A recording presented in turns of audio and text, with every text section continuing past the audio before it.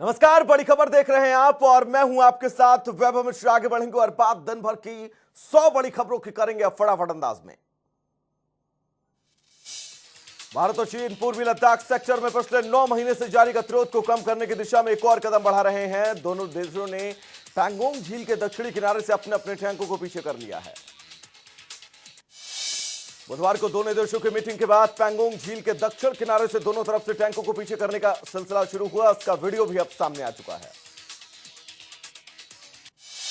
सेना की तरफ से साझा किए गए वीडियो में देखा जा सकता है कि पहले चीन का टैंक पीछे हटा, फिर वहीं भारत की तरफ से आर्मी टैंक पीछे किया गया। आपको बता दें कि बुधवार को डिसएंगेजमेंट की प्रक्रिया शुरू करने को लेकर लोकल कमांडर्स की मीटिंग हुई थी। इससे पहले केंद्रीय रक्षा मंत्री राजनाथ सिंह ने राज्यसभा में भारत चीन विवाद को लेकर बयान दिया। राजनाथ सिंह ने कहा, भारत चीन के बीच पैंगोंग लेक के पास विवाद पर समझौता हुआ है। दोनों ही देश की सेनाएं पीछे हट रही हैं। रक्षा मंत्री राजनाथ सिंह ने सदन से चीन को संदेश दिया कि एलएसी में बदलाव ना हो और दोनों देशों की सेनाएं अपनी अपनी जगह पहुंच जाएं। भारत अपनी 1 इंच भी जमीन पर किसी को नहीं देगा। राजनाथ सिंह ने कहा कि दोनों ने तय किया है कि अप्रैल 2020 से पहले ही स्थिति को लागू किया जाएगा। जो निर्माण अभी तक किया गया है उसे हटा दिया जाएगा। उन्होंने कहा, पूरा सदन देश की संप्रभुता के मुद्दे पर एक साथ खड़ा है। किसान आंदोलन को लेकर लोकसभा में गुरुवार को कांग्रेस नेता राहुल गांधी ने तल्ख तेवर दिखाए और सरकार पर निशाना साधा। राहुल गांधी ने सबसे पहले कहा, देश को सिर्फ 4 लोग चला रहे हैं। राहुल ने कहा कि पहले कृषि कानून के कंटेंट में मंडियों को खत्म करना, दूसरे कृषि कानून का कंटेंट है कि कोई भी उद्योगपति जितना चाहे अनाज फल सब्जी स्टोर करे, और तीसरे कानून का कंटेंट किसानों को कोर्ट जाने से रोकना है। राहुल ने यह भी कहा कि सरकार ने किसानों को सिर्फ 3 ऑप्शन दिए हैं, पहला भूख, दूसरा बेरोजगारी और तीसरा आत्महत्या। उन्होंने कहा कि सरकार हमारे दो वाली सरकार है। राहुल के बयान पर जब विपक्ष ने हमला किया तो राहुल गांधी ने उसके बाद कहा कि यह किसान नहीं बल्कि देश का आंदोलन है। किसान देश को रास्ता दिखा रहा है, किसान अंधेरे में टॉर्च दिखा रहा है। कृषि कानून पर जारी हंगामे के बीच केंद्रीय गृह राज्य मंत्री नित्यानंद राय ने कहा, राज्यसभा में कहा, आंदोलन में शामिल किसानों से पूछताछ के लिए एनआईए ने समन नहीं भेजा। इसके लिए गृह मंत्रालय की ओर से लिखित बयान दिया गया। राज्यसभा में गृह मंत्रालय की तरफ से बताया गया कि 2016 के मुकाबले 2020 में भारत बांग्लादेश सीमा पर घुसपैठ के मामलों में कमी आई है। 2016 में घुसपैठ के 654 मामले सामने आए थे, तो वहीं 2020 में 489 मामले सामने आए। गृह मंत्रालय की तरफ से यह भी कहा गया कि नक्सल हिंसा में 70% की कमी आई है। गृह मंत्रालय की तरफ से बताया गया कि 2009 में हिंसा के 2,258 मामले सामने आए थे, जबकि 2020 में 665। केंद्रीय मंत्री गिरिराज सिंह ने कांग्रेस नेता राहुल गांधी पर निशाना साधा। गिरिराज सिंह ने कहा, राहुल गांधी किसानों के लिए घरेलू आंसू बहा रहे हैं। वो देश और देश की संसद के प्रति गंभीर नहीं है। जनसंघ के संस्थापक पंडित दीनदयाल उपाध्याय की पुण्यतिथि को बीजेपी ने समर्पण दिवस के रूप में मनाया। दिल्ली में कार्यक्रम का आयोजन किया गया, जिसमें खुद पीएम शामिल हुए और उन्हें नमन किया। कार्यक्रम में आए बीजेपी कार्यकर्ताओं को पीएम मोदी ने संबोधित किया। इस मौके पर पीएम ने कहा कि बहुमत से सिर्फ सरकार चलती है, देश सहमति से चलता है। हम अपने राजनीतिक विरोधियों का सम्मान करते हैं। पीएम ने कहा कि हमने पूर्व राष्ट्रपति प्रणब मुखर्जी को भारत रत्न दिया और तरुण गोगोई को भी पद्म सम्मान दिया। पीएम ने कहा कि प्रणब मुखर्जी हमारे आलोचक थे, उनको भारत रत्न देने में गर्व महसूस हुआ। कृषि कानून के खिलाफ किसानों का आंदोलन 78वें दिन भी जारी है। किसानों की मांग की सरकार तीनों कानून रद्द करे और एमएसपी पर कानून लाए। आंदोलन को और धार देने के लिए किसान संगठन 12 फरवरी से राजस्थान के सभी टोल फ्री कराएंगे। संयुक्त किसान मोर्चा ने बयान जारी कर आगामी रणनीति का ऐलान किया है। वहीं टोल प्लाजा फ्री करने के बाद 14 फरवरी को पुलवामा हमले की सालगिरह पर जवान और किसान के लिए कैंडल मार्च और मशाल मार्च निकाला जाएगा और 18 फरवरी को 12 बजे से 4 बजे तक रेल रोको अभियान चलाएगा। संयुक्त किसान मोर्चा के सदस्य डॉक्टर दर्शन पाल ने कहा कि किसान संगठन खुद सरकार से वार्ता के लिए आगे नहीं आएगी। सरकार तीनों कानून रद्द करने पर राजी होगी, तभी बातचीत होगी। दिल्ली में लाल किले पर उपद्रवियों को उकसाने के आरोप में गिरफ्तार इकबाल सिंह को 7 दिन के लिए पुलिस रिमांड पर भेजा गया। आपको बता दें, इससे पहले पुलिस ने दीप सिद्धू को करनाल से गिरफ्तार किया था। इकबाल सिंह केस में कोर्ट ने दिल्ली पुलिस की क्राइम ब्रांच को आदेश दिया है। 17 तारीख को कोर्ट में पेश होने से पहले उसकी मेडिकल जांच कराई जाए। बता दें कि इकबाल सिंह पर पुलिस ने 50,000 का इनाम रखा था।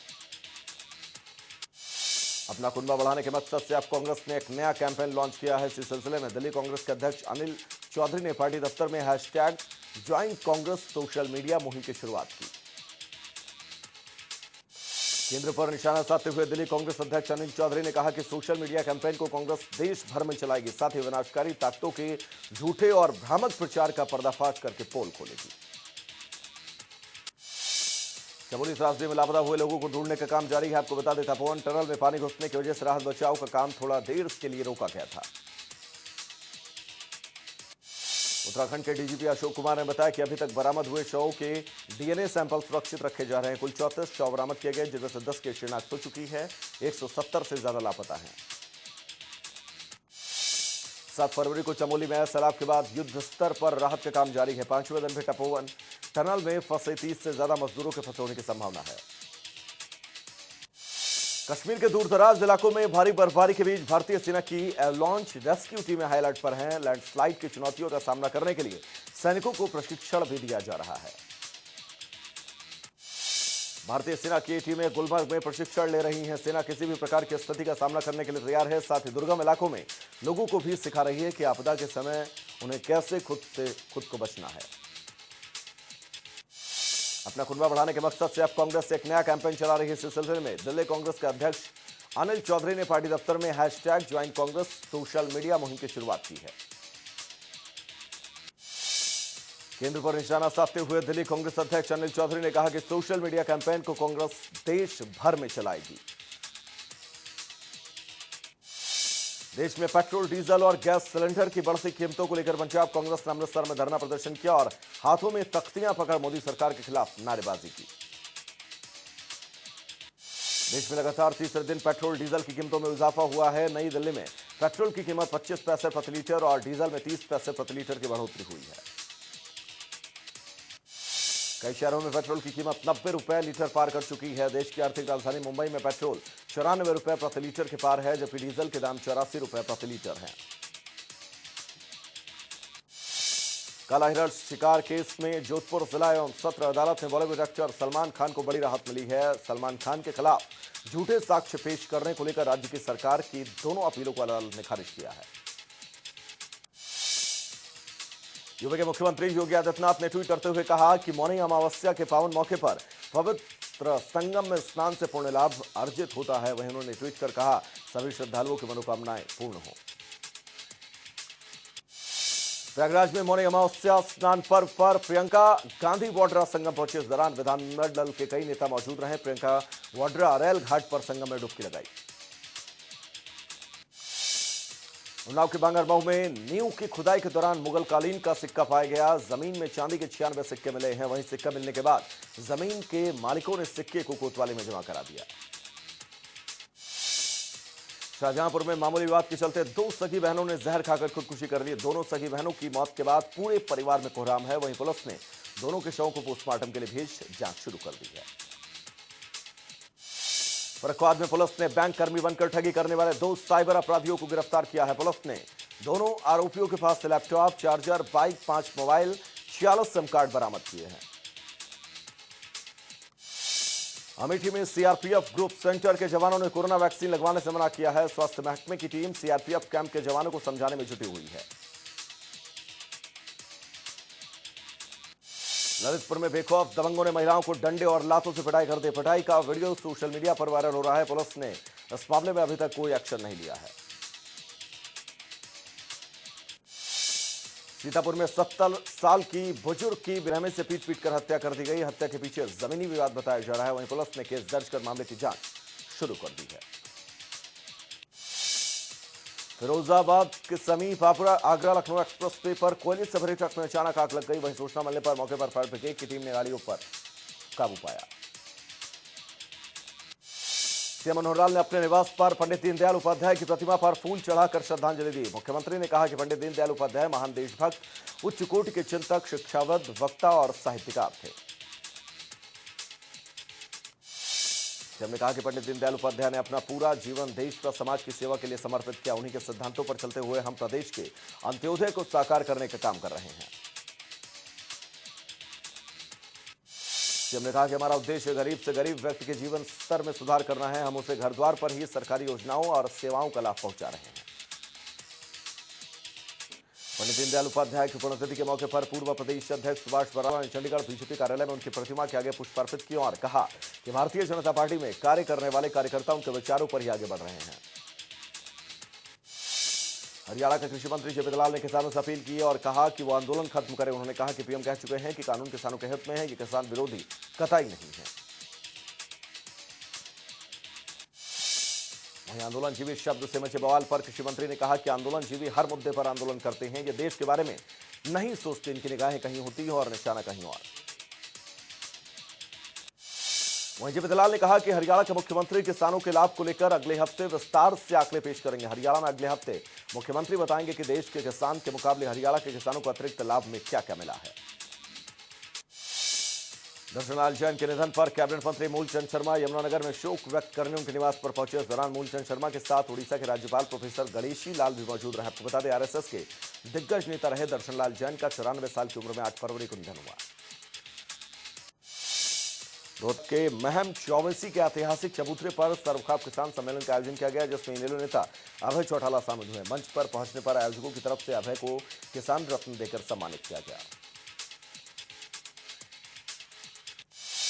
मौके पर अभय चौटाला ने कहा कि पिछले 6 महीने से देश के अलग अलग हिस्सों में किसानों का आंदोलन जारी है। वहीं इस दौरान उन्होंने भूपेंद्र सिंह हुड्डा को बीजेपी का एजेंट बताया।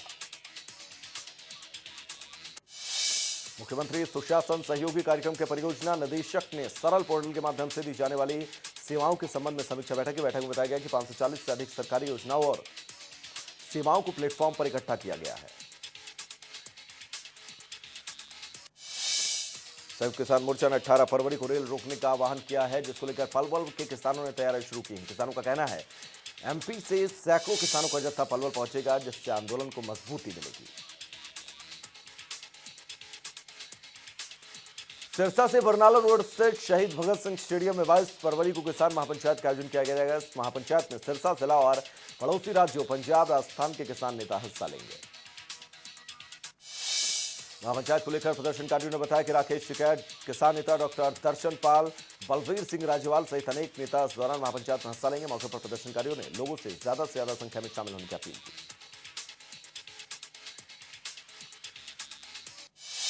लॉकडाउन के बाद अब भी सरकारी विभागों को एहतियात के साथ खोलने की इजाजत दी गई है, लेकिन अभी तक रेलवे सेवा पूरी तरह बहाल नहीं की गई है, जिससे अम्बाला वासियों को यात्रा में परेशानी हो रही है। अम्बाला वासियों ने सरकार से गुहार लगाई है कि जिस तरह बाकी सभी सरकारी और गैर सरकारी विभागों को नियमित रूप से चलाने की इजाजत दे दी गई है, ठीक उसी तरह कोरोना से प्रभावित लोकल ट्रेनें भी शुरू की जाए।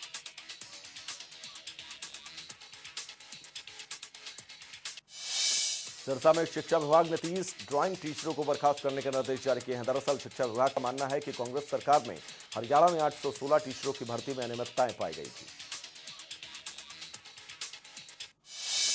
बर्खास्त हुए टीचरों ने पंजाब हरियाणा हाईकोर्ट के साथ साथ सुप्रीम कोर्ट का भी दरवाजा खटखटाया। वहीं से इन टीचरों को कोई राहत नहीं मिली, जिसके बाद हरियाणा सरकार के आदेश पर अमल करते हुए सिरसा के शिक्षा विभाग ने 30 ड्राइंग टीचरों को बर्खास्त करने के निर्देश दिए। धनौर विधायक निर्मल चौधरी ने एसडीएम कार्यालय में जिले के विभिन्न विभागों के अधिकारियों के साथ बैठक की, जिसमें विधायक ने अधिकारियों और कर्मचारियों को फटकार लगाते हुए अधूरे पड़े विकास कार्यों को जल्दी निपटाने के आदेश दिए। महेंद्रगढ़ में नवनिर्मित सब डिपो का चंडीगढ़ के डिप्टी ट्रांसपोर्ट कंट्रोलर प्राण ने निरीक्षण किया। इस दौरान जो भी खामियां पाई गई उसे दूर करने का निर्देश दिया गया। खामियां दूर होने के बाद सब डिपो के उद्घाटन को हरी झंडी मिलेगी। रेवाड़ी नगर परिषद पर एक बार फिर लापरवाही के आरोप लगने लगे हैं। दरअसल शहर में लाखों रुपए लगाकर ट्रैफिक लाइटें जलाई गई थी, जिनका खर्चा भी लाखों रुपए था, लेकिन आज पूरे शहर की ट्रैफिक लाइटें खराब पड़ी हैं। वहीं सफाई के नाम पर ठिकाने के काम जीरो नजर आए। बहादुरगढ़ में जनता टीवी की खबर का बड़ा असर हुआ है। मामन बिहार की गली में पानी भरा हुआ था, जिससे लोगों को परेशानियां हो रही थी। जनता टीवी ने प्रमुखता से इस खबर को दिखाया, जिसके बाद प्रशासन अलर्ट में आया और 2 पंप सेट लगवा कर पानी निकाला गया। महेंद्रगढ़ के राजकीय महिला महाविद्यालय में नवनिर्मित सड़क में घटिया सामग्री का इस्तेमाल किया गया है। सड़क बनाने के करीब 3 दिन बाद ही सड़क उखड़ने लगी, जिससे कॉलेज प्रबंधन नाराज है। कॉलेज प्रबंधन ने पीडब्ल्यूडी विभाग के एक्सीएम से शिकायत कर सड़क निर्माण की जांच और आरोपियों पर सख्त कार्रवाई की मांग की। कॉलेज प्रबंधन का कहना है कि काफी लंबे इंतजार के बाद कॉलेज में सड़क बन पाई है, मामले की जांच होनी चाहिए। सोनीपत विजिलेंस टीम ने खरखोदा पुलिस थाने पर में सब इंस्पेक्टर के पद पर तैनात एसआई नरेश कुमार को रिश्वत लेते गिरफ्तार किया। विजिलेंस की टीम ने एसआई को 10 रुपए रिश्वत लेते हुए गिरफ्तार किया। दरअसल सब इंस्पेक्टर ने पुलिस थाने में शिकायतकर्ता को पैसे देने के लिए बुलाया था। इस दौरान विजिलेंस की टीम ने आरोपी को रंगे हाथों गिरफ्तार किया। वहीं आरोपी नरेश कुमार ने कहा उसे साजिश के तहत फंसाया गया है।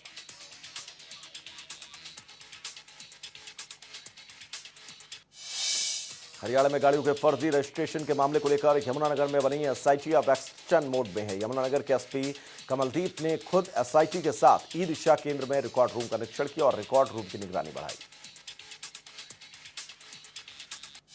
एसपी कमलदीप गोयल ने बताया कि इस मामले में एफआईआर पहले ही दर्ज हो चुकी है। पिछले 5 साल का रिकॉर्ड खंगाला जाएगा। ये सिर्फ 16 फाइल्स तक ही सीमित नहीं लगता, ये बहुत बड़ा मामला है। जांच में बड़े खुलासे होने की उम्मीद है। करनाल में कूड़ा उठाने वाले वाहनों पर निगरानी बढ़ाने के लिए नगर निगम मौजूदा सिस्टम को और मजबूत कर रहा है। अब जीपीएस सिस्टम से वाहनों के मूवमेंट पर नजर रखी जाएगी, जिससे काम में पारदर्शिता आएगी। निगम आयुक्त विक्रम ने बताया कि निगम वाहनों की जीपीएस से निगरानी की जाएगी। अभी तक केवल 104 वाहन जीपीएस युक्त हैं, जिससे पता लगाया जाएगा कि कौन सा वाहन किस लोकेशन पर और क्या काम कर रहा है। गन्ना किसानों की आय बढ़ाने के लिए करनाल में 40 लाख रुपए की लागत से गन्ना टिश्यू कल्चर लैब की स्थापना की गई। इसका उद्घाटन राष्ट्रीय गन्ना प्रजनन संस्थान कोयम्बटूर के निदेशक बख्शी राम ने किया।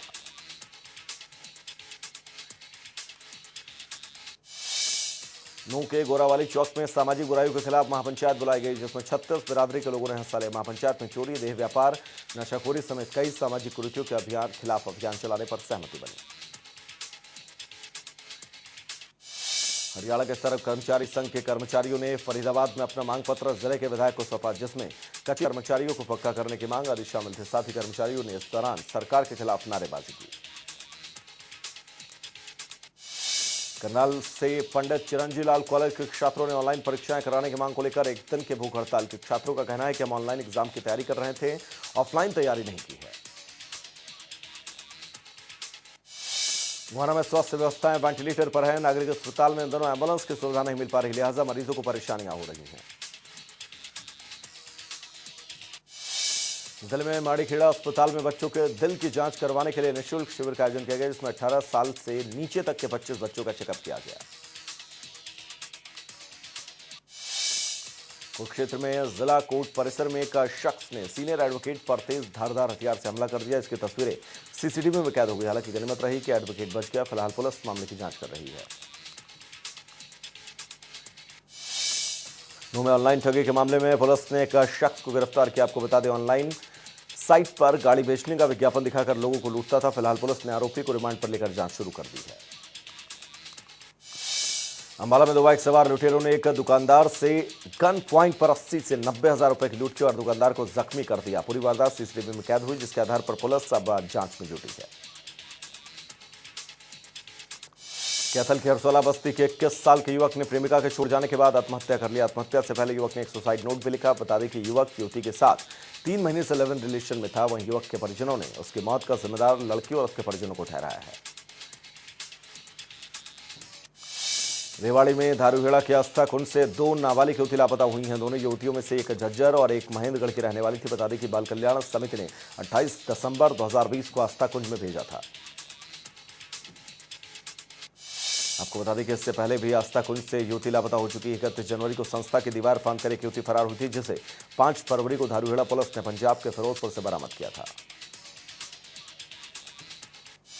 भिवानी के बहल मार्ग पर ट्रक और बोलेरो गाड़ी के बीच भीषण टक्कर हुई, जिसमें 12 लोग घायल हुए, जिनमें से 3 की हालत गंभीर है। बता दें कि भिवानी के केरू गांव के पास ही यह सड़क हादसा हुआ।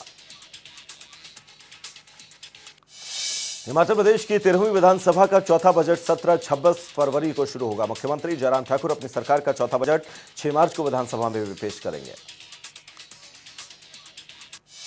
20 मार्च तक चलने वाले हिमाचल विधानसभा सत्र में कुल 17 बैठकें होंगी। कैबिनेट की मंजूरी के बाद से प्रदेश विधानसभा सचिवालय ने राज्यपाल की ओर से बजट सत्र बुलाने के संबंध में अधिसूचना जारी की है। चमोली में रविवार को आई भयंकर बाढ़ में शिमला के रामपुर के 7 युवा लापता हैं जो वहां जल विद्युत परियोजना में काम करते थे। ऐसे में शहरी विकास मंत्री सुरेश भारद्वाज ने कहा कि लापता लोगों को खोजने की पूरी कोशिशें पिछले कई दिनों से जारी हैं।